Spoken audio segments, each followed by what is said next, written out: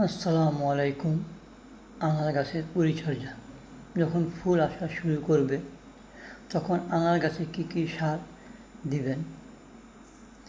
500 গ্রাম গোবর সার, শিংকুচি 150 গ্রাম, সরিষার খোল গুঁড়া 150 গ্রাম, নিম খোল 150 গ্রাম, হাড়ের গুঁড়া 100 গ্রাম, এসওপি সালফার অফ পটাশ 5 গ্রাম। এই সারগুলো মিশিয়ে গাছে গোড়ায় দিতে হবে টব অনুসারে। এই মিশ্র সার 2 মাস পর পর আনার গাছে দিতে হবে।